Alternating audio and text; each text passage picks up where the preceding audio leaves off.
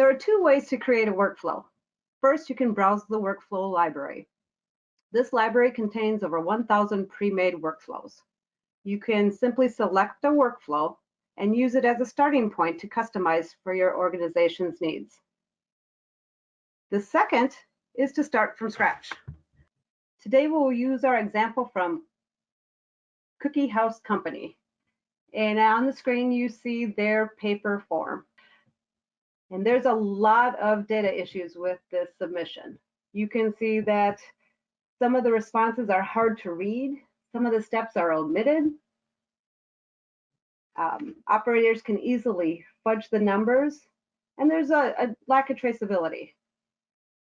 So today we'll show you how to build this workflow inside of Digital Clipboard, and also how you can prevent some of the data issues that can occur.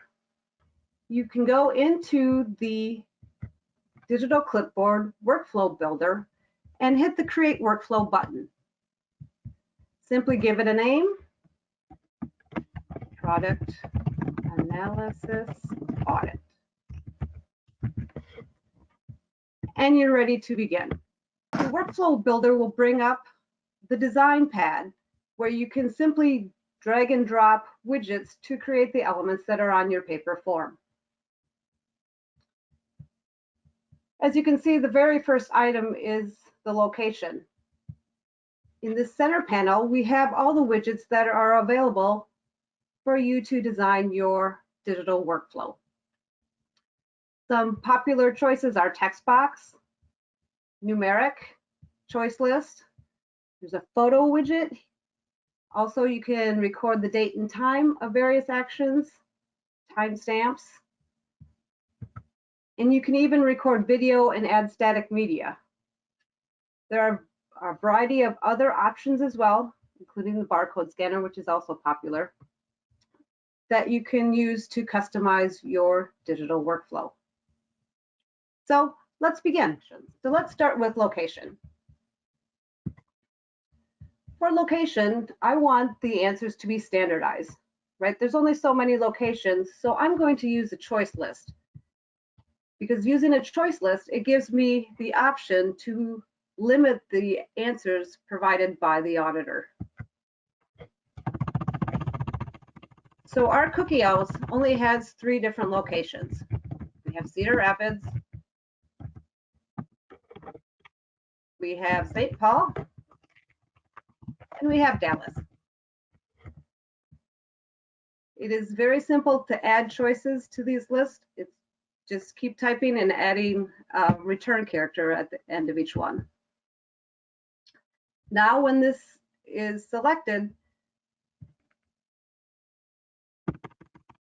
the next step is to name the widget. So we're going to name this widget and call it location.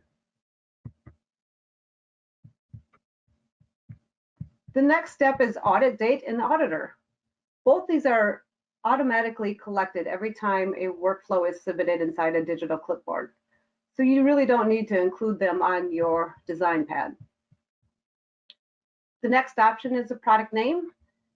There's several options for product name as well. You could use another choice list. You could use a text box, but that leads people to spell things incorrectly. Or you could use a barcode scanner. So for this option, let's go ahead and put a barcode scanner in there. And we'll call this product.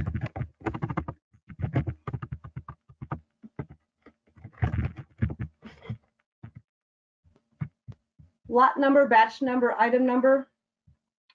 These are all very similar. We have different widgets that will limit the input to be a numeric value only. So if your lot numbers are only numeric, you could include that as a numeric widget.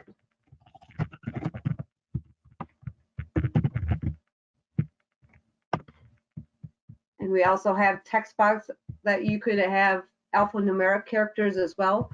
So if your batch numbers contain some alphanumeric characters, it would be the better choice. And item number we're going to say is numeric as well.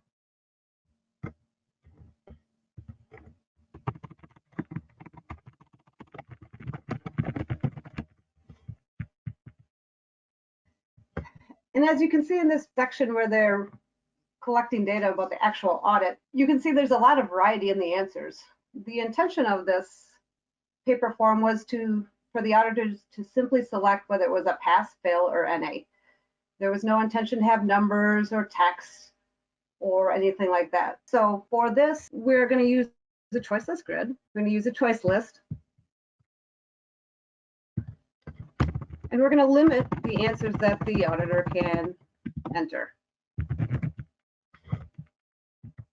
Similar to what we did with the locations.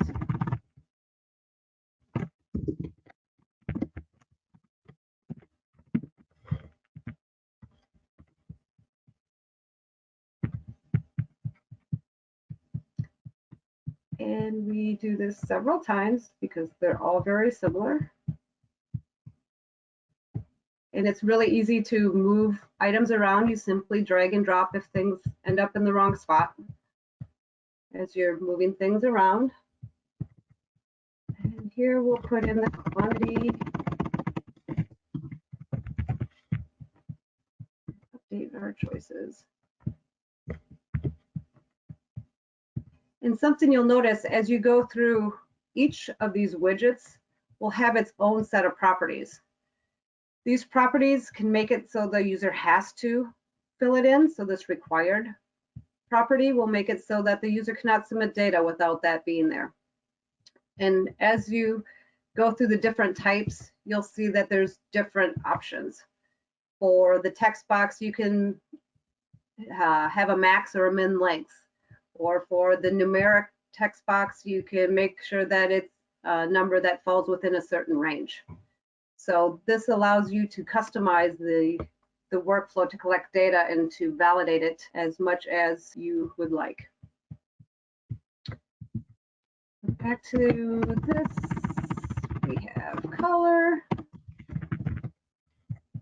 We still have the same choices.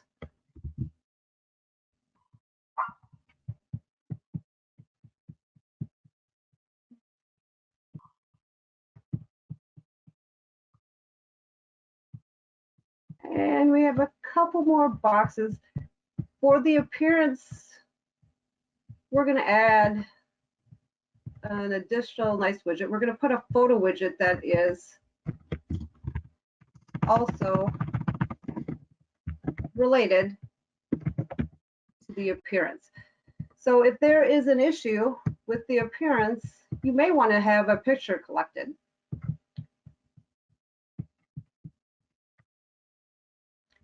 So we can add a photo. You can leave it as the name photo, or you can change it to appearance photo.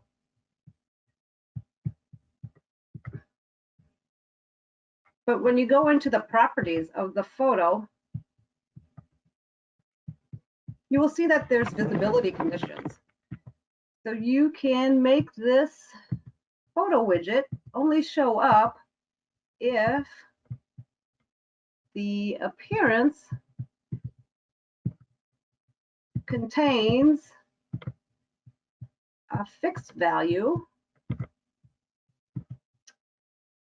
of, got to go back and add their choices.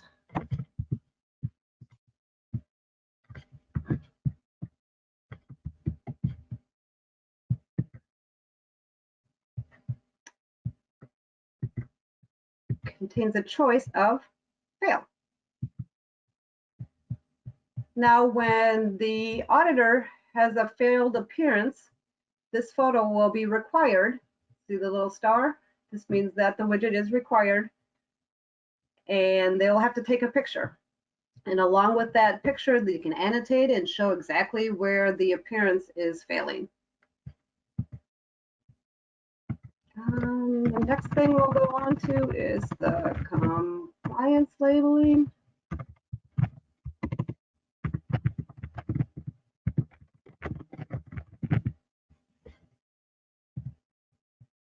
And next is packaging.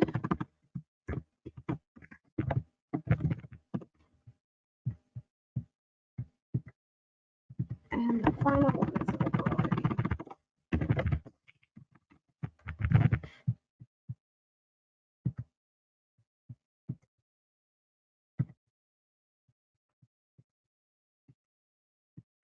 We'll just set our choices to be the same on all of them.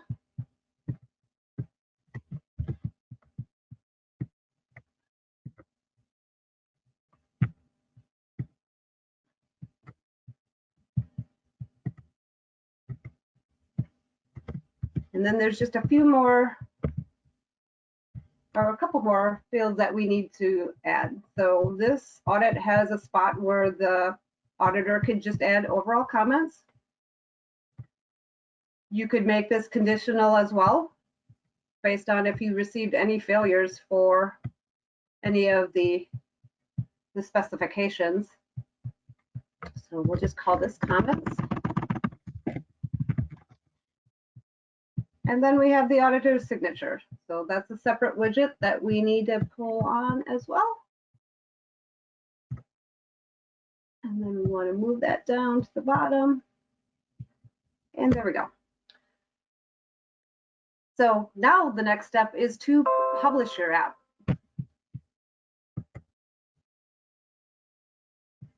So save the changes to your workflow.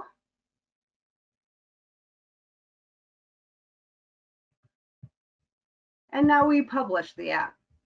So when you publish, it makes it available for the devices to see and for you to also fill in the data via the web.